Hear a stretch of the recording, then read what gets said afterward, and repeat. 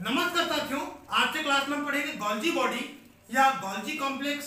इसी को बोलते हैं लाइपोकॉन्ड्रिया, डिक्टियोसोम आदि नाम से जानते हैं। हम पिछले क्लास में पढ़े थे माइटोकॉन्ड्रिया। अगर आप माइटोकॉन्ड्रिया नहीं पढ़े हैं तो पिछले क्लास में जाके पढ़ सकते हैं। आप लोग वीडियो के पूरा अंत तक बने रहें, एक भी पॉइंट आपका क्या है इसकी पढ़ने लायक नहीं रहेगा। चलिए हम पूरा देखेंगे ताकि कोई भी कंपटीशन एग्जाम है उसमें आपका क्या है आपका कोई भी क्वेश्चन आए वो ना छूटे। चलिए स्टार्ट करेंगे हम गोल्जी बॉडी को। तो गोल्जी बॉडी को हम प्लांट सेल में बोलते हैं डिक्टियोसोम के नाम से पढ़ते हैं। ठीक है, प्लांट सेल में क्या बोलते हैं? डिक्टियोसोम। जबकि अन्य इसका नाम है गोल्जी बॉडी का गोल्जी कॉम्प्लेक्स, लाइपोकॉन्ड्रिया और एक और नाम है डाल्टन कॉम्प्लेक्स के नाम से भी जाना जाता है। चलिए हम देखेंगे जो गोल्जी बॉडी है यह सभी यूकैरियोटिक कोशिका में पाई जाती है। ठीक है, चाहे वो कोई भी जीव रहे, जो यूकैरियोटिक कोशिका है तो सभी यूकैरियोटिक कोशिका में गोल्जी बॉडी पाई जाती है। अब यहाँ पर हम बात करें तो जैसे ब्लू ग्रीन एल्गी, साइनोबैक्टीरिया आदि जो है, ठीक है, तो साइनोबैक्टीरिया, ब्लू ग्रीन एल्गी जिसको बोलते हैं, और तथा जो बैक्टीरिया वगैरह है, जो प्रोकैरियोटिक सेल है, उनमें ये नहीं पाया जाता है। ठीक है, तो आपको याद रखना है सेंटर पर किसको? यूकैरियोटिक कोशिका। जो मेम्ब्रेन बॉन्डेड, ये क्या है? एक प्रकार का सेल ऑर्गेनेली है। गोल्जी बॉडी का हम बोलेंगे तो मेम्ब्रेन बॉन्डेड सेल ऑर्गेनेली है। इस चीज को भी आपको याद रखना है। अब देखें तो गोल्जी बॉडी के बारे में तो हम थोड़ा सा इसका हिस्टोरिकल व्यू में जाएंगे। तो सेंट जॉर्ज 1867, ठीक है, 1867 जो सेंट जॉर्ज है इन्होंने फर्स्ट टाइम ऑब्जर्व किया था।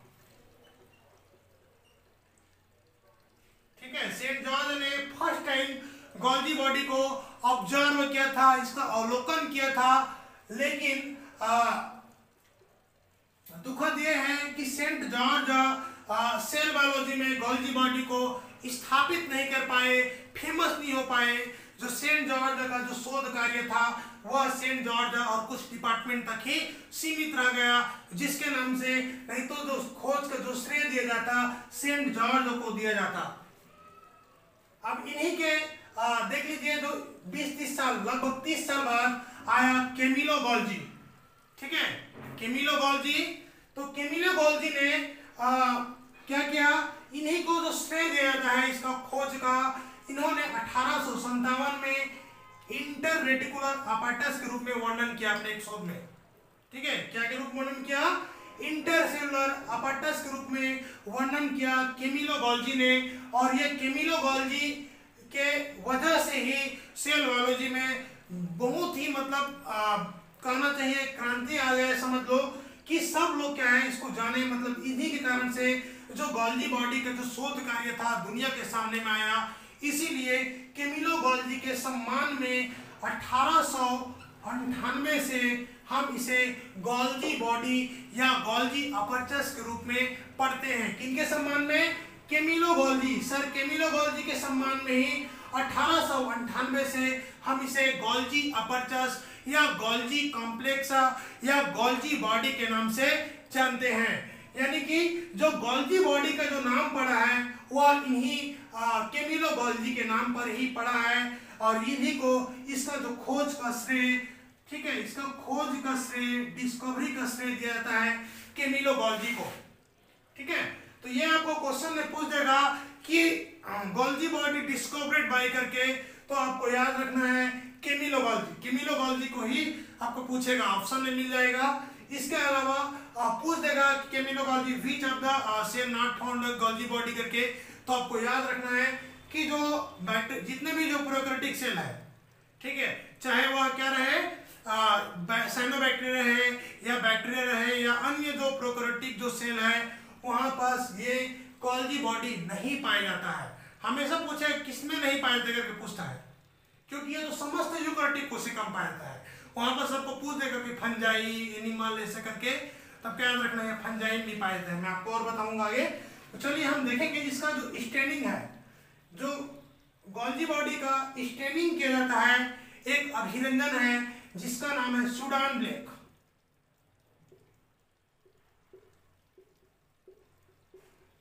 ठीक है, तो सूडान ब्लैक नामक अभिरंजन से अभिरंजित किया जाता है। तो यह पॉइंट भी आपको याद रखना है कि गोल्जी बॉडी को किस अभिरंजन के द्वारा अभिरंजित किया जाता है या किस स्टेनिंग के द्वारा क्या है, स्टेन के द्वारा स्टेनिंग किया जाता है।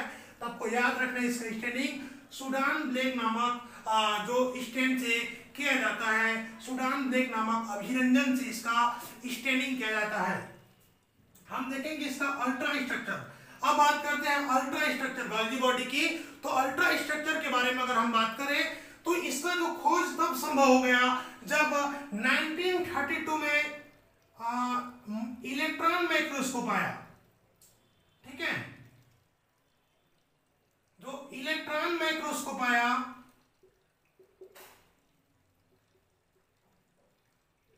तो भी क्या है, इसका डिटेल अध्ययन क्या है संभव हो पाया।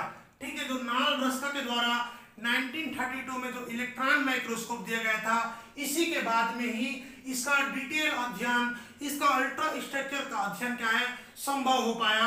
तो इसका सबसे पहले जो अध्ययन किया था इलेक्ट्रॉन माइक्रोस्कोप का, उसे बोलते हैं डाल्टन। डाल्टन नामक साइंटिस्ट ने इसका क्या है अध्ययन किया था डिटेल में, और इन्हीं के सम्मान में भी गोल्जी बॉडी को कहीं कहीं आपको डाल्टन कॉम्प्लेक्स के नाम से भी इसे हम जानते हैं। ठीक है, तो अल्ट्रा स्ट्रक्चर का जो अध्ययन किया था डाल्टन ने, इसी कारण से गोल्जी बॉडी को एक और नाम है डाल्टन कॉम्प्लेक्स के नाम से भी जाना जाता है। तो आपको पूछ लेगा गोल्जी बॉडी को मतलब कौन से नाम से जाना जाता है करके, तो अगर ऑप्शन में डाल्टन कॉम्प्लेक्स है और बाकी अन्य जो नाम नहीं रहेगा तो उस कंडीशन में या पूछ देगा कि गोल्जी बॉडी को किस नाम से जाना जाता है करके, और आपको ऑप्शन में दे देगा गोल्जी बॉडी, लाइपोकॉन्ड्रिया, डिक्टियोसोम और क्या है डाल्टन कॉम्प्लेक्स, और नीचे में लिखा रहेगा उपरोक्त सभी। तो इस कंडीशन में आपको उपरोक्त सभी ऑप्शन को लेना है, क्योंकि क्या है also called Golgi body Dalton complex, because है ना ultra structure studied by Dalton. तो डाल्टन के द्वारा इसका जो अल्ट्रा स्ट्रक्चर के बारे में अध्ययन किया गया था सर्वप्रथम, इन्हीं के द्वारा क्या है दुनिया के सामने में लाया गया कि गोल्जी बॉडी का डिटेल स्ट्रक्चर किस प्रकार से होता है। अब हम इसका डिटेल स्ट्रक्चर में देखेंगे। तो देखिए गोल्जी बॉडी, यह गोल्जी बॉडी तीन प्रकार के संरचनाओं से मिल करके बना होता है। एक होता है सिस्टर्नी, दूसरा वेसिकल और तीसरा वैक्यूल और तीसरा वेसिकल्स। ठीक है, तो तीन स्ट्रक्चर हम क्या क्या बोले, सिस्टर्नी, वैक्यूल और वेसिकल। तो सबसे पहला हम स्ट्रक्चर की बात करेंगे सिस्टर्नी की। तो सिस्टर्नी क्या होती है, चपटे जो संरचना है, प्लेटनेट संरचना है जो मेम्ब्रेन की बनी होती है। ठीक है, यहाँ पर देख सकते हैं आप स्ट्रक्चर में एक मेम्ब्रेन, दो मेम्ब्रेन। ठीक है, तो इस प्रकार ये क्या है जो मेम्ब्रेन की ये संरचना बनी होती है। अगर हम यहाँ पर देखें तो गोल्जी बॉडी के जो सिस्टर्नी जो चपटी जो संरचना है, ठीक है, प्लेटलेट जो मेम्ब्रेन का बना हुआ संरचना है, तस्तरी नुमा संरचना है, इस संरचना का अगर हम बात करें तो यह संरचना जो मेम्ब्रेन का बना होता है, इसका मेम्ब्रेन की मोटाई की हम बात करें, इस मेम्ब्रेन की यहाँ पर जो थिकनेस की बात करेंगे तो देखिए ये होता है 60 से 70 एंगस्ट्रॉम इसका इस मेम्ब्रेन की मोटाई होता है। अगर आप इस मेम्ब्रेन को ध्यान से देखेंगे तो इस प्रकार से आपको दिखाई देगा। अब देखें कि इस मेम्ब्रेन की मोटाई कितना हो गया, 60 से 70 एंगस्ट्रॉम। ठीक है, 60 से 70 एंगस्ट्रॉम मेम्ब्रेन वाले जो मेम्ब्रेन है, ठीक है, जो प्लाज्मा मेम्ब्रेन में हम पढ़ते हैं, ठीक उसी प्रकार के जो टाइपिकल जो मेम्ब्रेन है उस मेम्ब्रेन से ये बनी होती है गोल्जी बॉडी, और ये मेम्ब्रेन की मोटाई कितना 60 से 70 एंगस्ट्रॉम। अब ये देखिए यहाँ पर जो मेम्ब्रेन की मोटाई 60 से 70 हो गया। अब हम देखेंगे कि ये जो दो मेम्ब्रेन के बीच की दूरी, ठीक है, तो ये दो मेम्ब्रेन की यानी देख लीजिए ये जो मेम्ब्रेन है यहाँ पर अगर हम देखें इस मेम्ब्रेन के बीच की दूरी की बात करें तो यहाँ पर इसका दूरी रहता है 60 से 90 एंगस्ट्रॉम। ठीक है, तो दो मेम्ब्रेन की यानी कि इस प्रकार की जो मेम्ब्रेन है, तो यहां बस मैं एक और मेम्ब्रेन बनाऊं, देख लीजिए मेम्ब्रेन के बीच की दूरी है। ठीक है, देख लीजिए दो मेम्ब्रेन है, इस मेम्ब्रेन के बीच की दूरी को हम अगर मेजर करें तो ये रहता है 60 से 90 एंगस्ट्रॉम की दूरी रहता है। ठीक है, तो दो मेम्ब्रेन के बीच की दूरी। अब देखिए दो सिस्टर्नी के बीच की दूरी अगर हम देखेंगे तो दो सिस्टर्नी के बीच की दूरी देखेंगे तो ये दूरी रहता है, इसकी माप हम बोलते हैं 200 से 300 एंगस्ट्रॉम इसका डिस्टेंस रहता है। इस दूरी की बात करें तो ये 200 से 300 एंगस्ट्रॉम इसका क्या है, दूरी रहता है। ठीक है जी। तो सिस्टर्नी में आपको ये चीजें की दूरी कितना, 200 से 300 एंगस्ट्रॉम, जबकि मेम्ब्रेन की मोटाई कितना, 60 से 70 एंगस्ट्रॉम, और दो मेम्ब्रेन के बीच की दूरी 60 से 90 एंगस्ट्रॉम। अब हम दूसरा चीज में आते हैं, ये तो सिस्टर्नी हो गया। वैक्यूल, तो वैक्यूल देख लीजिए, वैक्यूल क्या है, इसी सिस्टर्नी का जो एक्सपेंशन होने के बाद में, ठीक है, इसी का जो एक्सपेंशन होने के बाद में जो स्ट्रक्चर बनता है, क्योंकि ये सिस्टर्नी का जो सिरा है ये क्या होता है, फूला होता है। ठीक है, और इसी फूला हुआ संरचना का क्या होता है, छोटा छोटा क्या निकलता है, बड निकलता है, और यही जो इसी का जो बडिंग होता है यही क्या कहलाता है, हमारा वैक्यूल। ठीक है, क्या कहलाएगा, वैक्यूल कहलाएगा। ठीक है, अब यहां पर हम देखें, ये स्ट्रक्चर को क्या नाम बोलते थे, ये स्ट्रक्चर आपका सिस्टर्नी। ठीक है, तो ये हो गया सिस्टर्नी, ये वैक्यूल। तो वैक्यूल क्या है, इसी का जो एक्सपेंशन से तैयार होता है, ये होता है सेक्रेटरी वैक्यूल होता है। अब देखिए यहाँ पर विभिन्न प्रकार के जो सेक्रेटरी मटेरियल, अभी इसका फंक्शन में हम पढ़ेंगे। तीसरा चीज हम देखेंगे वेसिकल।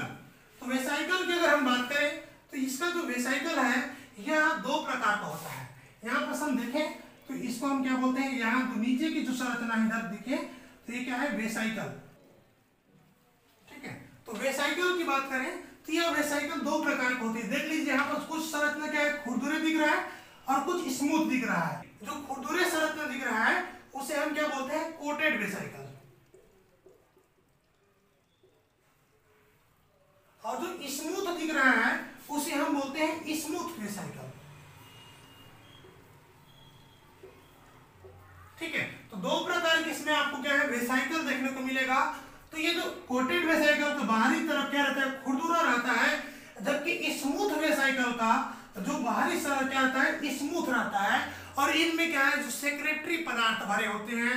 अब यहाँ पर देखिए इधर से क्या आता है, जो इंडोप्लाज्मिक रेटिकुलम से जो भी पदार्थ आता है, यहाँ पर जो वेसाइकल्स आता है, तो यही पर क्या है, वेसाइकल फ्यूजन नामक क्या प्रोसेस चलता है। हम आगे और देखेंगे। अब देखें इसका जो गोल्जी बॉडी में इसमें इंडेफिनिट क्या है, पोलैरिटी पाई जाती है। क्या पाई जाती है, इसमें डेफिनेट पोलैरिटी पाई जाती है। क्या पाई जाती है यहाँ पर, डेफिनेट पोलैरिटी पाई जाती है। ठीक है, तो इसका हम देखेंगे पोलैरिटी को गोल्जी बॉडी का। तो यहाँ पर दो प्रकार के पोलैरिटी, ठीक है, इसका पोलैरिटी हम देखें तो यहाँ पर दो प्रकार के हमें पोलैरिटी देखने को मिलेगा। एक होता है, देख लीजिए, हम इधर को क्या बोलेंगे, देख लीजिए यहाँ पर जो अवतल दिख रहा है, ठीक है, जो अवतल दिख रहा है उसे हम बोलेंगे कनकेव होता है, कनकेव, और एक होता है कन्वेक्स। यहाँ पर देख लीजिए ये कैसे दिख रहा है, कनकेव, उत्तल दिख रहा है, तो इसे हम बोलेंगे कनकेव, और दूसरा भाग है इसे हम बोलेंगे कन्वेक्स। अब देखिए जो कनकेव वाला पोर्शन है, ठीक है, अवतल जो पोर्शन दिख रहा है, उस अवतल ये हमेशा क्या रहेगा, प्लाज्मा मेम्ब्रेन की ओर रहेगा। ठीक है, ये कैसा रहेगा, हमेशा टुवर्ड प्लाज्मा मेम्ब्रेन। ठीक है, हमेशा किधर रहेगा, प्लाज्मा मेम्ब्रेन की ओर, टुवर्ड प्लाज्मा, शॉर्टकट में लिख देते हैं प्लाज्मा मेम्ब्रेन, और ये हमेशा रहेगा टुवर्ड न्यूक्लियर मेम्ब्रेन। ठीक है, जो कनकेव वाला पोर्शन है, ठीक है, कनकेव वाला ये हमेशा क्या रहेगा, प्लाज्मा मेम्ब्रेन की ओर रहेगा, जबकि कन्वेक्स वाला पोर्शन है हमेशा न्यूक्लियर मेम्ब्रेन की ओर रहेगा। और तभी तो यहां से जो इंडोप्लाज्मिक रेटिकुलम से है। अच्छा, इसका एक और नाम मैं आपको बता दूं, जो हमारा कनकेव वाला पोर्शन है इसे हम बोलते हैं ट्रांस फेज। क्या बोलते हैं, ट्रांस। ठीक है, ये आपका क्या है, ट्रांस फेज है, याद रखिएगा, कनकेव वाला है ये, और ये वाला कौन सा फेज है, सीस फेज। कन्वेक्स वाला भाग क्या है, सीस फेज। अच्छा, इसका और दो नाम है, जो ट्रांस फेज को हमेशा हम क्या बोलते हैं, मैचुरेशन फेज। ट्रांस फेज को हम क्या बोलते हैं? Maturation phase.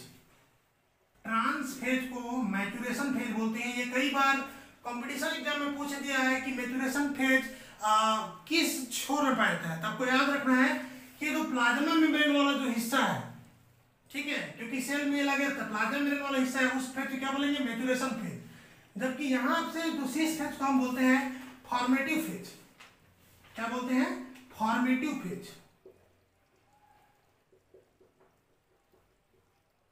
तो ये आपको क्या है? याद रखना है। मैच्योरेशन फेज तो क्या है? फॉर्मेटिव फेज बोलते हैं, जबकि इधर क्या बोलते हैं? शेष फेज बोलते हैं। ठीक है, तो अभी हम क्या है ज्यादा डिटेल इसका नहीं जाएंगे, क्योंकि अभी का जो एग्जाम है, कंपटीशन एग्जाम है आपका, पीएमटी लेवल का हर कंपटीशन एग्जाम है वो इतना मार्क्स का बन जाएगा। यहाँ पर हम देखेंगे तो इंडोप्लाज्मिक रेटिकुलम से जो भी वेसाइकल्स आता है, ठीक है, चाहे प्रोटीन हो, लिपिड हो, उसका जो मॉडिफिकेशन कार्य होता है इसी में होता है। ठीक है, गोल्जी बॉडी में होता है, यहाँ से आता है। और ये वेसाइकल फ्यूजन, ये वेसाइकल क्या होता है? यहाँ फ्यूज हो जाएगा, यहाँ फ्यूज हो जाएगा, और ये यहाँ से होते हुए यहाँ जाकर के निकल जाता है। ठीक है, और यहाँ से क्या होता है? फिर इसी जो वेसाइकल से यहाँ पर पाया था लाइटिक एंजाइम, जो लाइसोसोम्स वगैरह के निर्माण में भी हेल्प करता है। तो इस प्रकार से हम गोल्जी बॉडी के स्ट्रक्चर में देखे हैं, और इसके बाद हम देखेंगे इसका फंक्शन को देखेंगे। हम नेक्स्ट देखेंगे फंक्शन ऑफ गोल्जी बॉडी। तो गोल्जी बॉडी के हम कार्य देखेंगे कि यह किस किस प्रकार के जो कार्य में हेल्प करता है या डायरेक्टली उस कार्य को करता है।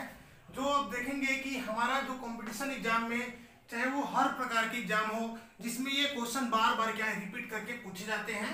तो पहला हम देखेंगे सिक्रेशन एंड पैकेजिंग। पहला फंक्शन क्या है? Secretion and packaging. जो सिक्रेटरी जो मटेरियल है, विभिन्न प्रकार के जो एंजाइम है, हार्मोन है, उसका जो पैकेजिंग करने का भी काम क्या करता है? गोल्जी बॉडी करता है। तो पहला चीज है पॉलीसेकेराइड का सिक्रेशन। अगर हम देखें तो ये गोबलेट सेल के द्वारा किया जाता है। ठीक, कौन सेल जी? गोबलेट सेल के द्वारा।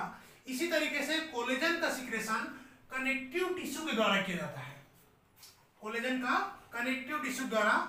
तथा प्रोटीन का सिक्रेशन एसाइनल सेल ऑफ पैंक्रियाज, ठीक, एसाइनल सेल ऑफ पैंक्रियाज के द्वारा प्रोटीन का सिक्रेशन किया जाता है। ठीक है, तो यहाँ का जो सेल के जो गोल्जी बॉडी है वो क्या करता है? सिक्रेशन करते हैं। अब हम देखेंगे सिक्रेशन ऑफ हार्मोन। तो ये क्या करता है? जो आल्सो क्या करता है? हार्मोन का भी सिक्रेशन करता है गोल्जी बॉडी। तो जैसे कि विभिन्न थायरॉक्सिन हार्मोन, ठीक है, तो ये सब क्या है? कोशिका के अंदर जो गोल्जी बॉडी में ही ये सब जो मटेरियल का क्या है? निर्माण होता है। हम नेक्स्ट देखेंगे विटेलोजेनेसिस। विटेलोजेनेसिस क्या मतलब है? जो योग का फॉर्मेशन। तो योग के फॉर्मेशन में भी क्या है? गोल्जी बॉडी का महत्वपूर्ण रोल रहता है। ये विटेलोजेनेसिस की क्रिया में क्या करता है? मदद करने का करता है। नेक्स्ट हम देखेंगे यही क्या करता है? जो हेल्प करता है सेल प्लेट फॉर्मेशन को। जब सेल डिवीजन होता है उस दौरान में जो गोल्जी बॉडी है यह फ्रेगमोप्लास्ट का निर्माण करता है। टूट टूट कर क्या बनता है? फ्रेगमोप्लास्ट बनता है, जिससे क्या है? सेल प्लेट बनता है, जो आगे चल करके मिडिल लेमिला के सिक्रेशन में भी क्या करता है? मदद करते हैं। जो फ्रेगमोप्लास्ट है वो मिडिल लेमिला के सिक्रेशन में मदद करता है। हम नेक्स्ट देखेंगे ग्लाइकोसाइलेशन, जो बहुत ही महत्वपूर्ण प्रोसेस है। हम देखेंगे ग्लाइकोसाइलेशन का मतलब होता है addition of carbohydrate to protein और लिपिड। ठीक है, तो कार्बोहाइड्रेट का जो एडिशन है लिपिड या प्रोटीन में, उसे हम क्या बोलते हैं? ग्लाइकोसाइलेशन। ज्यादा डिटेल में जाएंगे तो ग्लाइकोसाइलेशन पूरा एक बड़ा सा चैप्टर है। ठीक है, खैर अब यहाँ पर आते हैं, यह जो एक्रोसोम का जो निर्माण है, ठीक है, एक्रोसोम का निर्माण भी इस गोल्जी बॉडी से ही होता है। गोल्जी बॉडी की सिक्रेशन से क्या है? एक्रोसोम का भी निर्माण होता है। कहाँ पर? स्पर्म में। ठीक है, जो स्पर्म में क्या होता है? विभिन्न जंतुओं के एक्रोसोम का निर्माण के लिए गोल्जी बॉडी का क्या है? प्रमुख फंक्शन रहता है। हम इसमें फिर देखेंगे फॉर्मेशन ऑफ प्राइमरी लाइसोसोम। ठीक है, मैं बताया था कि इस प्रकार जो गोल्जी बॉडी है सिस्टर्नी है, और इसके जो इंड में क्या बनता है? जो वैक्यूल्स बनता है, यही वैक्यूल से क्या होता है? बडिंग करके इसमें जो लाइटिक एंजाइम्स एकत्र रहते हैं, क्या होता है? प्राइमरी लाइसोसोम होता है। यहाँ पर जो एंजाइम्स रहता है वो इनएक्टिव फॉर्म होता है प्राइमरी लाइसोसोम का। ठीक है, तो लाइसोसोम के निर्माण में भी क्या है? गोल्जी बॉडी का प्रमुख क्या है? रोल रहता है। नेक्स्ट है it also help in the micromolecular movement of cell. जो सेल के मैक्रोमोलेकुलर मूवमेंट में ये क्या करता है, मदद करता है। हम नेक्स्ट फंक्शन देखेंगे, ये क्या करता है, इसमें क्या है, GRL जो सिस्टम है उससे कंट्रोल करता है। अर्थात इसमें क्या होता है, which help of the maintaining transformation of membrane from one part two another part. मतलब सेल के जो एक पार्ट से दूसरे पार्ट में जो मेम्ब्रेन ट्रांसपोर्ट है उसको क्या करता है, ये मेंटेन करने का भी काम गोल्जी बॉडी करता है। तो इस प्रकार से गोल्जी बॉडी का जो फंक्शन है वो कंप्लीट होता है। यहाँ पर मैं एक चीज और बता दूं, जो सीक्रेशंस यहाँ जो चलता है, यहाँ जो सीक्रेशंस में एक और जो कार्य होता है, क्योंकि जो पिनोसाइटोसिस जो होता है उसके विपरीत क्या होता है, विभिन्न जो सेक्रेटरी मटेरियल को सेल के क्या है बाहर करने का भी काम करता है, यानी कि एक्सोसाइटोसिस में भी ये मदद करता है। तो इस प्रकार साथियों गोल्जी बॉडी का जो फंक्शन है वो कंप्लीट होता है। हम आज के जो क्लास में भी देखे, क्या देखे, स्ट्रक्चर और फंक्शन को कंप्लीटली देखे, जो आपको विभिन्न जो एग्जाम के जो पहलू से बहुत ही ज्यादा क्या है इंपॉर्टेंट है। अगर आपको क्लासेस अच्छा लगता है, कैसे समझ में आता है वीडियो, तो आप लोग वीडियो को लाइक करें, शेयर करें और नीचे जाकर कमेंट करें आपको क्लासेस कैसे लगता है, ताकि आपकी क्लासेस से गुणवत्ता और अच्छे गुणवत्ता में आपके लिए क्लासेस लेकर के आ सकूं। और बीच में थोड़ा सा क्लासेस ब्रेकेज इसलिए हुआ था कि थोड़ा सा मेरा क्या है स्वास्थ्य दिक्कत था, इसीलिए क्लासेस थोड़ा सा डिसकंटिन्यू हो गया था। अब से मैं कोशिश करूंगी क्लासेस कंटिन्यू हो, अगर मौसम अगर सब चीज़ क्या है सही रहे तो आपका क्लासेस क्या है फिर से कंटिन्यू रहेगा। तो आप लोग ज़्यादा से ज़्यादा वीडियो को लाइक करें, शेयर करें और आपको क्लासेस कैसे लगता है, ठीक है, आपको तैयारी किस प्रकार चल रहा है, जो प्रतिक्रिया दें। आपको कोई प्रकार का क्वेश्चन हो जो पूछना हो या कोई नया टॉपिक भी पढ़ना है तो आप कमेंट बॉक्स में जाकर के लिखें। ये जो सेल वाला जो टॉपिक कंप्लीट हो जाएगा तो हम जो सर्कुलेटरी सिस्टम को भी करेंगे। वैसे सर्कुलेटरी सिस्टम है उसको हम PSC मेंस एग्जाम के जो क्लासेस हैं उसमें लिए हैं। यहाँ पर कंपटीशन एग्जाम के आधार पर हम थोड़ा सा एक बार और देखेंगे। तो आज की क्लास में इतना ही, थैंक यू।